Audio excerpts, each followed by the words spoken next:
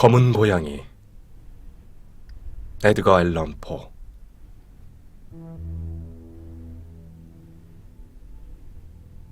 내가 지금 쓰려는 이 기이한 이야기는 한 집안에서 일어난 일이다. 나는 독자가 이 끔찍한 이야기를 꾸민 것이 아니라는 걸 믿어주리라고는 기대하지도 않으며 또 믿기를 바라지도 않는다. 나 자신이 두 눈으로 직접 보고도 믿을 수가 없었는데 독자가 믿어줄 것이라고 기대한다는 건 미친 짓이 아니고 무엇이겠는가. 그러나 나는 미쳐있는 것도 아니고 꿈을 꾸고 있는 것도 아니다. 어쨌든 나는 내일 죽을 몸이다. 그래서 오늘 중으로 영혼의 무거운 짐을 내려놓으려 하는 것이다.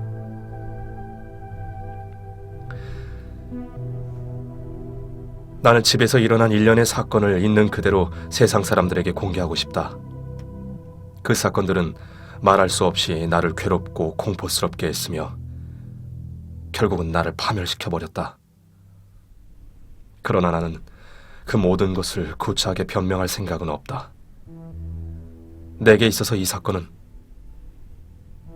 공포 그 자체였으니까. 세상 사람들은 무섭다기보다 그저 바로크풍의 이야기라는 느낌을 받았을 것이다. 그러나 언젠가는 내가 경험했던 이 일이 일반적으로 있을 수 있는 일이라고 간주해줄 지성의 소유자가 나타날 것임이 틀림없다. 그런 나보다 냉철하고 논리적이며 훨씬 차분한 지성의 소유자로서 내가 무서워 덜덜 떨면서 이야기하는 이 사건을 지극히 당연한 인과의 고리 이상으로는 보려 하지 않을 것이다. 어린 시절의 나는 온순하고 인정 많은 나이였다. 그러나 그 온순함이 정도가 조금 지나쳤기 때문에 친구들로부터 놀림감이 들 정도였다. 난 유난히 동물을 좋아했기 때문에 부모님은 원하는 애완동물을 기를 수 있게 해주었다. 동물들과 시간을 보내면서 이들에게 먹이를 주거나 털을 쓰다듬는 것은 정말 즐거운 일이었다.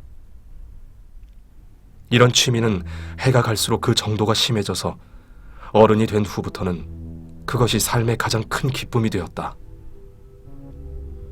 충직하고 영리한 개에게 깊은 애정을 쏟아본 경험이 있는 사람이라면 동물이 주는 정서적 만족감이라는 것이 어떤 것이며 또 그것이 얼마나 강렬한 행복감을 주는 것인지 알 것이다. 동물과 사심없고 헌신적인 애정을 나누다 보니 인간이라는 존재와 겪게 되는 지리멸렬한 우정이나 가볍게 그지없는 신의를 지겹도록 맛본 자의 마음을 울리는 그 무엇이 분명히 있었다. 나는 젊은 나이에 결혼을 했는데 다행히 아내와는 잘 맞는 구석이 있었다.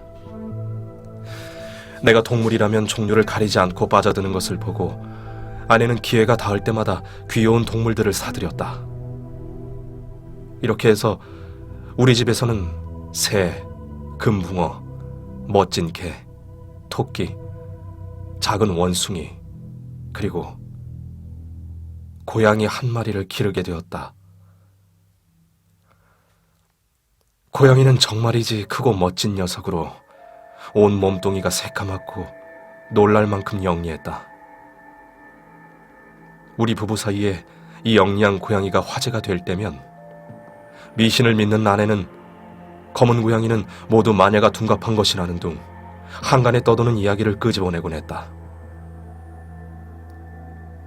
내가 이런 글을 쓰는 것은 아내의 이야기가 문득 떠올랐기 때문이다. 이 장난꾸러기 고양이의 이름은 플루토였는데 내가 세상에서 가장 귀여워하는 녀석이었다. 이 녀석에게 먹이를 주는 사람은 나밖에 없었으므로 고양이는 늘 내 뒤를 따라다녔다. 외출할 때조차 뒤따라 나와 쫓아버리기가 쉽지 않았다. 우리의 우정은 이런 상태로 몇 년간 지속되었으나 그동안 나의 기질과 성격은 악마적인 음주벽 때문에 완전히 황폐화돼 버렸다. 나는 갈수록 신경이 날카로워져서 남의 기분 따위는 아랑곳하지 않고 발끈거리며 자주 화를 내었다. 그런 성격은 결국 아내에게 폭언은 물론 폭력까지 휘두르게 되었다. 나를 따르던 동물들도 나의 이런 기질의 변화를 이미 알고 있는 것 같았다. 어느덧 나는 동물을 돌봐주는 것이 아니라 학대를 하고 있었다. 토끼라든가 원숭이라든가 개들이 발에 거치적거리기라도 하면 거칠게 다루면서도 아무런 가책을 느끼지 못했다. 그러나 플루토만은 학대하지 않았다. 하지만 나의 병은 점점 심해졌다. 알코올 중독보다 무서운 병이 있을까? 드디어 플루토조차 나의 괴팍한 성미의 희생양이 되어가고 있었다. 어느 날 밤, 거리에 자주 가는 술집에서 잔뜩 마시고는 취해서 돌아오자 고양이가 나를 피하는 게 느껴졌다. 순간 고양이를 낚아채자 나의 난폭한 행위에 겁을 먹은 고양이가 손을 핥히는 바람에 가벼운 상처가 났다. 순간 격분한 나머지 나는 악마로 변해버리고 말았다. 이때 순수했던 혼이 순식간에 나의 육체에서 빠져나가는 것이 느껴졌다. 독한 진의 술기운은 잔인하게 이를 데 없는 증오심으로 나를 돌변시켜 전신을 휘감았다. 나는 조끼 주머니에서 주머니 칼을 꺼내 나를 세워 가엾은 고양이의 목덜미를 움켜잡아 한쪽 눈알을 천천히 도려냈다. 이 끔찍한 행위를 펜으로 옮겨 적는 지금 수치심으로 온몸이 두려움에 전율한다.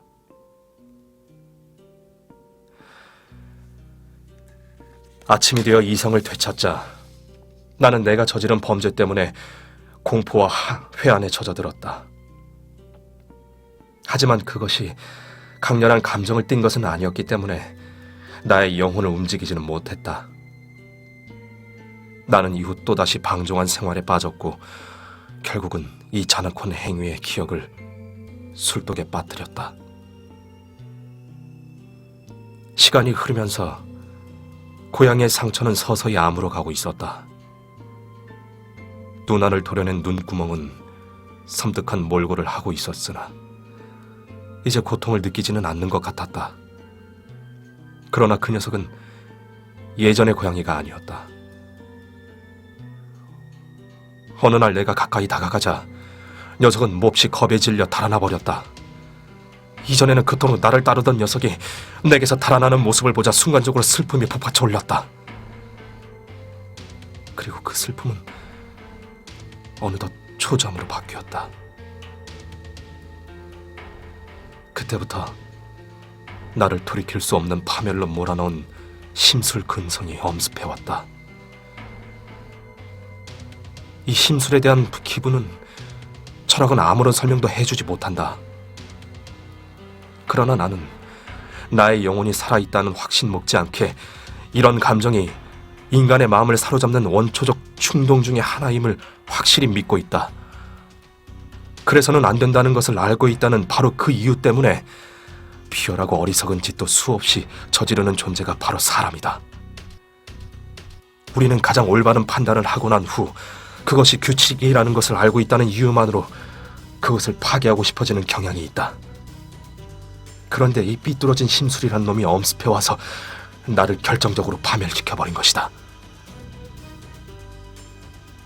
스스로를 못 견디게 자책하고 자신의 천성을 모질게 학대하며 악을 위해서 악을 저지르고 싶은 인간 영혼의 이 불가해한 욕망이야말로 그 아무 죄 없는 동물을 계속 학대하고 마침내 극단에 이르게 한 원인이라고 할 수 있다.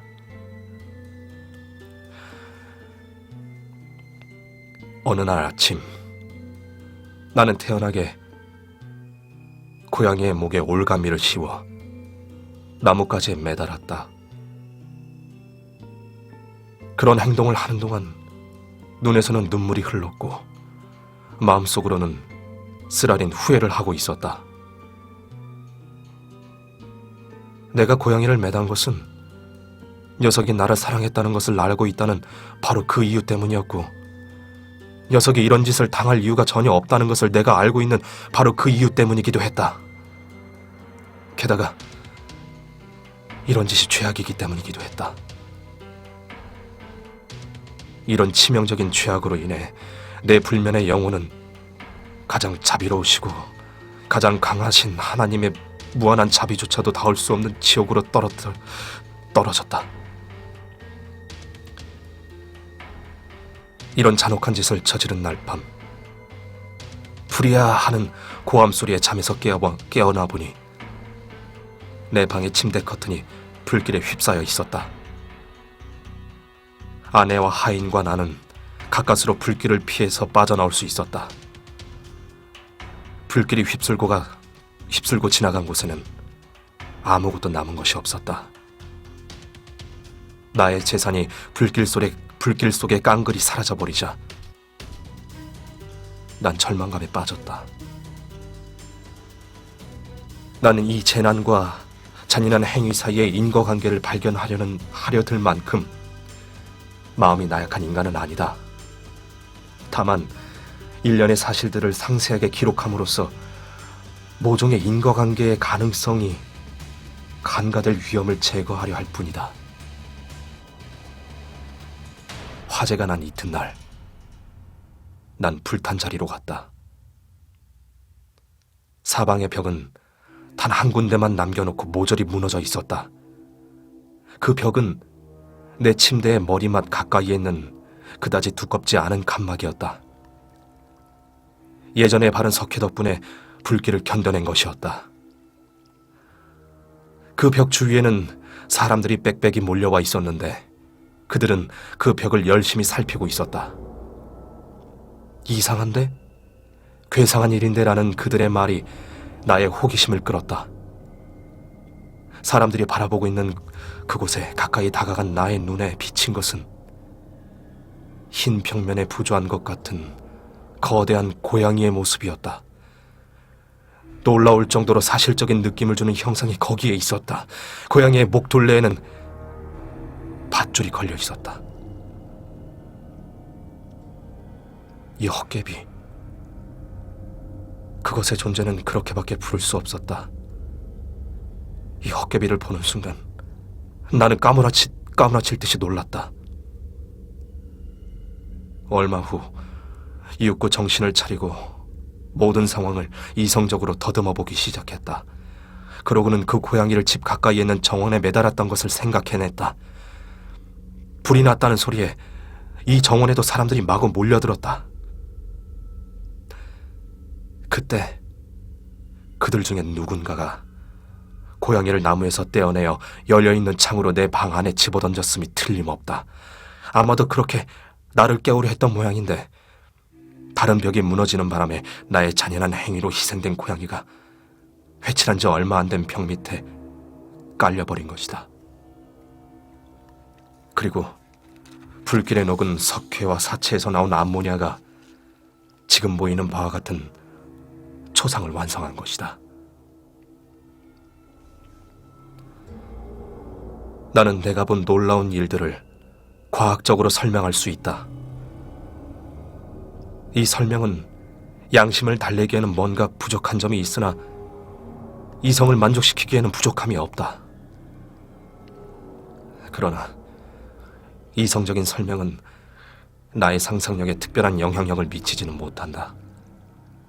그래서 몇 개월 동안 고양이에 대한 망령을 떨쳐버릴 수가 없었다. 그러는 사이에 딱히 후회라고는 할 수 없으나 뭔가 그와 비슷한 막연한 기분이 다시 밀려왔다. 나는 그 고양이를 잃은 것이 아쉬운 나머지 또다시 타락의 서구를 이곳저곳 드나들며 녀석과 비슷하게 생긴 애완동물을 찾기에 이르렀다. 그 녀석의 빈자리를 찾기 위해서였다. 어느 날 밤 술에 취해 파렴치하다는 말로도 부족할 타락의 소굴에 멍하니 앉아 있을 때였다. 이때 그 방의 유일한 가구라고 해야 할 진인지 럼주인지가 담긴 큰 술통 위에 시커먼 무언가가 웅크리고 있는 것이 주의를 끌었다. 나는 한참 동안 이 술통을 바라보고 있었는데 거기에 검은 물체가 누워있는 것이었다. 나는 가까이 다가가서 손으로 그것을 건드려 보았다. 그것은 검은 고양이였는데 플루토와 똑같은 크기의 커다란 고양이로 단지 한 군데만 제외하고는 모든 점에서 플루토와 똑같았다. 플루토는 몸뚱이 어디에도 흰털이 난데라고는 없었는데 이 고양이는 가슴 근처가 거의 전부 희미한 반점으로 뒤덮여 있었다. 내가 그 녀석을 건드리자마자 일어나 몸을 부비면서 반갑다는 신용을 했다. 내가 술집 주인에게 그 고양이를 사고 싶다 했더니 그는 전혀 모르는 고양이라는 것이다. 단 한 번도 본 적이 없다고 말했다. 내가 계속 고양이를 쓰다듬고 있다가 집으로 돌아오려고 하자 고양이는 나를 따라오고 싶은 신용을 했다. 그래서 녀석이 원하는 대로 내버려 두었고 걸으면서 때때로 몸을 굽혀 가볍게 토닥여 주었다. 집에 도착하자마자 고양이는 자연스럽게 길이 들었고 어느새 아내에게도 몹시 귀염을 떨었다. 그러나 얼마 안 가 나는 그 고양이에 대해서 끓어오르는 혐오감을 참을 수가 없었다. 이것은 내가 예상했던 것과 정반대의 감정이었다. 뚜렷한 이유는 알 수 없었으나 그 고양이가 분명히 나를 좋아하고 있다는 사실이 나를 지긋지긋하고 안절부절 못하게 만들었다. 이런 혐오스럽고 초조한 감정은 서서히 그 강도가 높아져서 격렬한 증오심으로 변했다. 결국 나는 그 고양이를 피하게 되었다. 무언가 부끄러운 기분과 이전에 범한 잔혹한 행위의 기억이 고양이를 학대하는 짓은 삼가게 했기 때문이다. 며칠 동안 나는 그 고양이를 때리거나 난폭하게 다루지는 않았다. 그러나 시간이 갈수록 구역질에 날 것 같은 혐오감이 엄습해오면서 마치 전염병 환자의 숨기를 피하듯이 그 짐승의 소름 끼치는 모습을 피하게 되었다. 고양이에 대한 혐오감이 강렬하게 끓어오르는 것은 그놈도 플루토처럼 한쪽 눈이 없다는 사실을 알았기 때문이다. 그 녀석을 집으로 데리고 왔던 이튿날 아침이었다. 그러나 아내에게는 이 사실이 고양이에 대한 가련한 기억을 더욱 부추긴 모양이었다. 앞에서도 밝혔듯이 예전에는 소박하고 순수한 커다란 기쁨의 원천이기도 했던 나라는 인간의 특징을 아내도 다분히 기억하고 있었기 때문이다. 그런데 내가 이 고양이를 싫어하면 할수록 고양이 쪽에서는 나를 더욱 좋아하는 것이었다. 그놈이 내 뒤를 얼마나 끈질기게 따라다녔는지 독자로서는 짐작할 수도 없을 것이다. 내가 앉아있으면 의자 밑에 웅크리거나 무릎 위로 뛰어올라와 징그럽게 나에게 몸을 기대어 왔다. 내가 일어서서 걸으면 나의 양 다리 사이에 끼어들어 하마터면 곤도박질 칠 뻔한 일도 있었다. 어떤 때는 길고 날카로운 발톱으로 나의 옷에 달라붙어 가슴 가까이까지 기어오르기도 했다.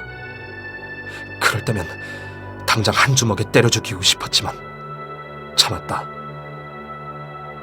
내가 참은 것은 이전에 저질렀던 끔찍한 죄악이 생각났기 때문이다. 그러나 솔직히 말해서 진정 나를 고통으로 몰아넣은 것은 그 고양이가 소름 끼치게 무서웠기 때문이었다. 그 공포는 육체적 상해에 대한 두려움 때문만은 아니었다. 그러나 그렇다고 해서 그것을 달리 뭐라고 표현해야 한단 말인가? 고백하기조차 부끄러운 노릇이지만 그 고양이가 나에게 준 공포의 전율은 그야말로 머릿속의 망상이 뒤범벅이 되어 말로 표현할 수 없는 그런 것이었다.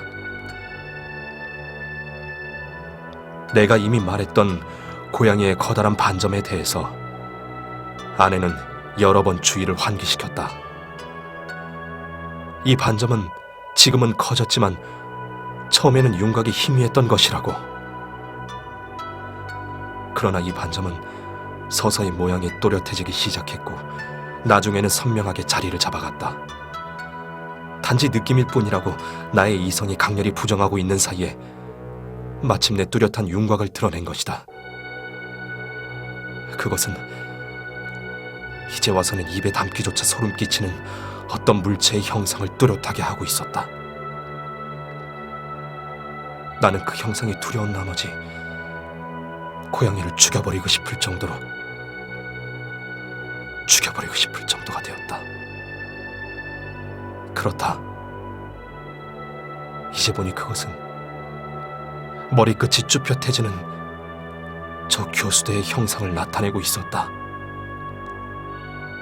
공포와 죄악의 기계, 고뇌와 죽음의 기계가 바로 그것이었다.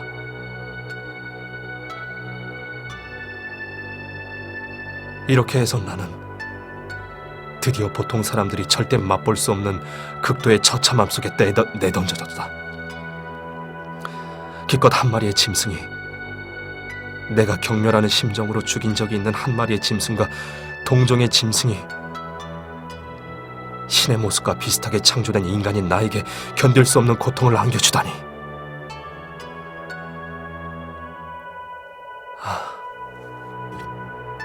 낮이나 밤이나 나는 이제 안식이란 하늘의 은혜를 더 이상 입을 수 없게 되었다. 낮에는 고양이가 잠시도 내 곁에서 떠나지 않았고, 밤에는 말할 수 없이 무서운 악몽 때문에 소스라쳐 놀라서 깨보면 그 짐승의 뜨거운 숨결이 내 얼굴을 덮고 있었다. 그리고 그 악몽의 화신, 내 힘으로는 밀어낼 수조차 없는 무거운 몸뚱이가 가슴 위에 보란듯이 버티고 앉아있는 것을 깨달았다.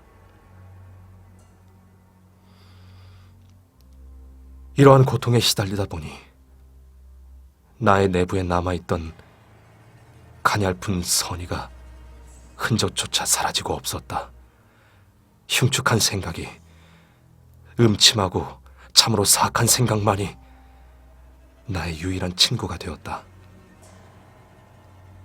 그렇게 되자 평소의 까다로운 기질은 점점 더 심해져 모든 사물, 모든 인간에 대한 증오로 변했다. 때때로 느닷없이 엄습해오는 억제할 수 없는 분노의 발작에 어느덧 맹목적으로 내 몸을 맡기게 되었다. 그것을 언제나 꾹 참고 받아주는 사람은 나의 아내였다. 어느 날 아내는 그 무렵 우리가 가난 때문에 어쩔 수 없이 살게 된 헐어빠진 건물의 지하실까지 나를 따라 내려왔다.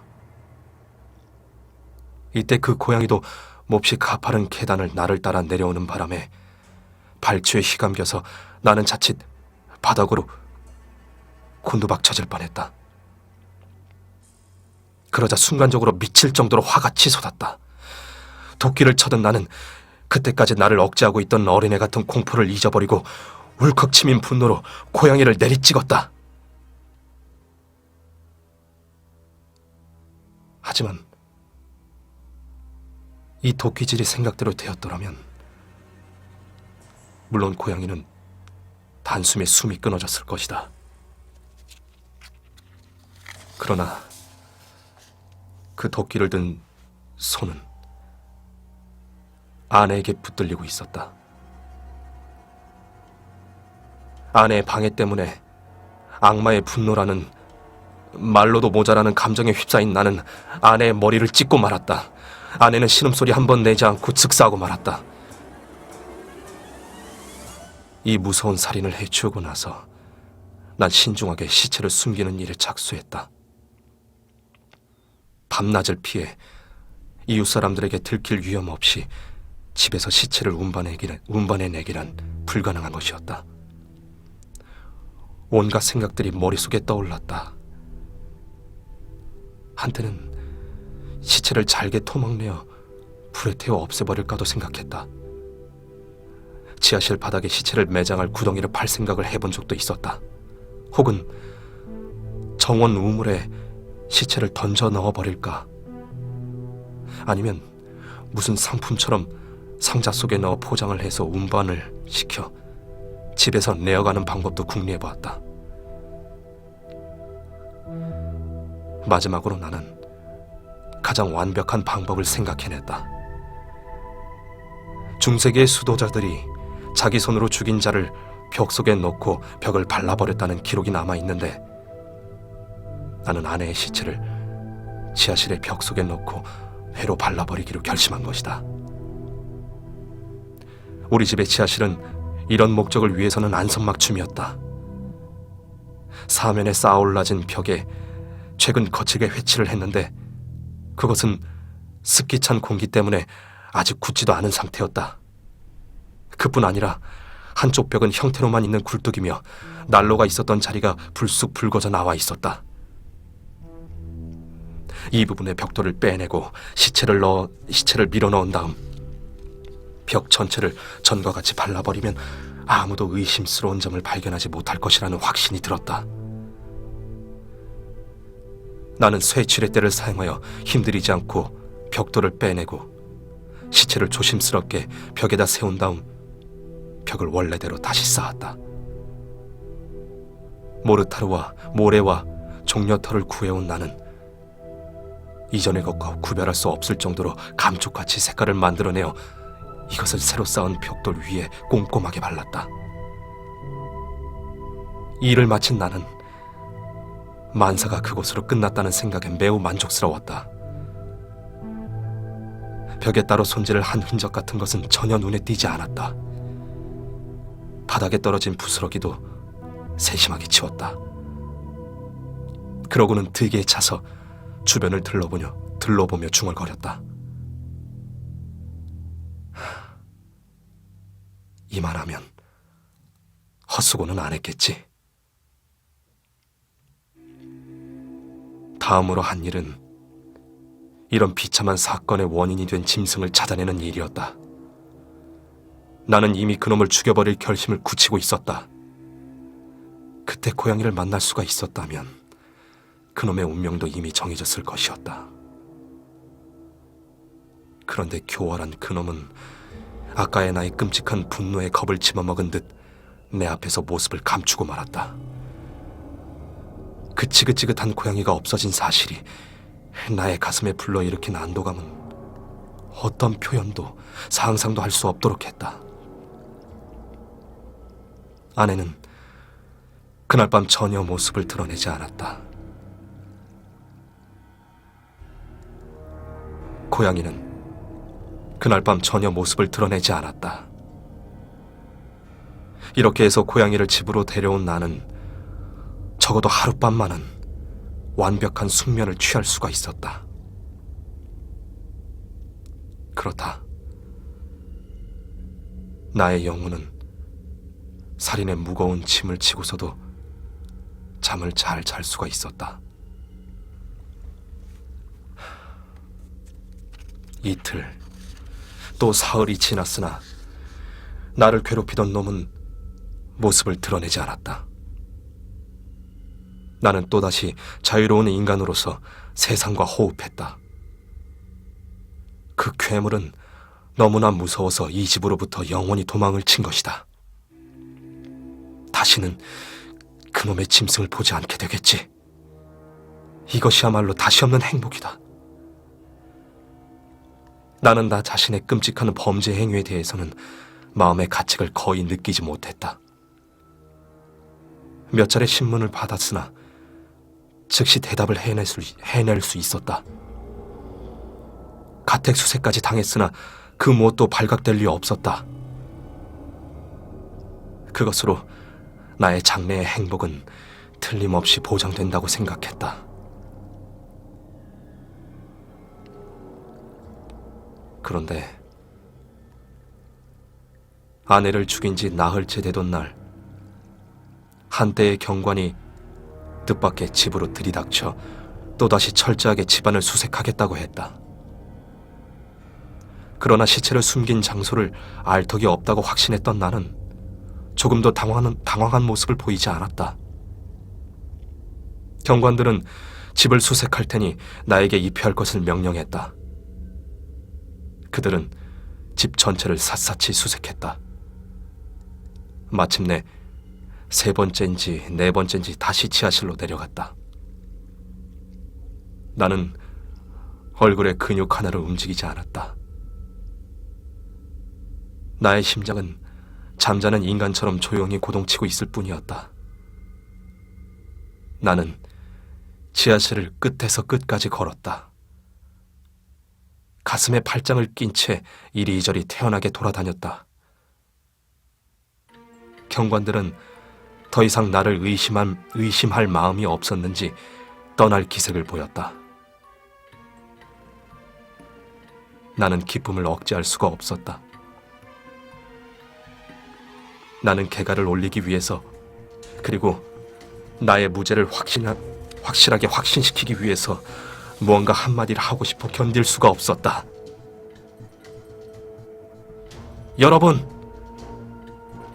경관들이 계단을 올라갈 때 나는 마침내 입을 열었다. 여러분의 마음을 풀어드릴 수 있어서, 여러분의 의심을 풀어드릴 수 있어서 정말 기쁘게 생각합니다. 여러분들의 건투를 빕니다만 조금 더 예의를 갖춰주셨으면 싶습니다. 그런데 여러분, 이 집은 참으로 단단히 지은 집이죠. 엄청나게 잘 지은 집이죠. 이 벽도, 아니 여러분, 벌써 가시려고요? 이 벽도 아주 튼튼하게 만들어져 있죠. 여기까지 말하고는 나는 이제는 허세를 부리고 싶어서 견딜 수가 없는 기분으로 내 사랑하는 아내의 시체가 숨겨져 있는 바로 그 벽에 손에 들고 있던 지팡이로 힘껏 두드렸다. 그런데 하느님 맙소사, 마귀의 이빨로부터 나를 구원해 주소서. 두드린 지팡이의 울림이 멎은 것과 동시에 그 무덤 속에서 응답이 들려온 것이다. 처음에는 어린애의 흐느껴 우는 소리와 비슷한 억눌린 듯 끊어질 듯한 소리가 갑자기 높아지더니 참으로 괴상한, 인간의 소리라고는 여겨지지 않을 정도로 길고 크고 연속적인 절규가 들려오고 있었다. 그것을 포효라고 해야 할까? 아니면 견딜 수 없이 괴로워하는 지옥의 망자들과 그들이 지옥에 떨어진 것을 미친 듯이 기뻐하는 악귀들이 함께 어우러져서 소리치는 끓어오르는 공포와 승리가 뒤얽힌 그런 소리 같았다. 그것은 오직 지옥에서만 들을 수 있는 울부짖음이었다. 당시 내가 어떤 심정이었는지는 말을 하는 것조차 어리석은 짓이리라. 난 실신한 채 반대편 벽으로 비틀거리며 걸어갔다. 그 순간 계단을 올라가던 경관들은 공포에 사로잡혀 더 이상 꼼짝도 하지 않았다. 다음 순간 12개의 억센 팔이 벽을 부수고 있었다. 벽은 순식간에 깡그리 무너졌다. 이미 완전히 썩어서 피가 엉겨붙은 시체가 경관 일동의 눈앞에 우뚝 서 있었다. 그리고 그 위에는 새빨간 나가리를 벌린 채 타는 듯한 외눈을 번뜩이면서 혐오스러운 고양이가 앉아 있었다. 그 악랄한 꾀에 넘어간 나는 사람을 죽이고 또 이 악독한 놈이 방금 저지른 울음소리 때문에 사형 집행인의 손에 넘어가게 된 것이다. 나는 이 괴물을 무덤 속에 넣은 채 발라버렸던 것이다.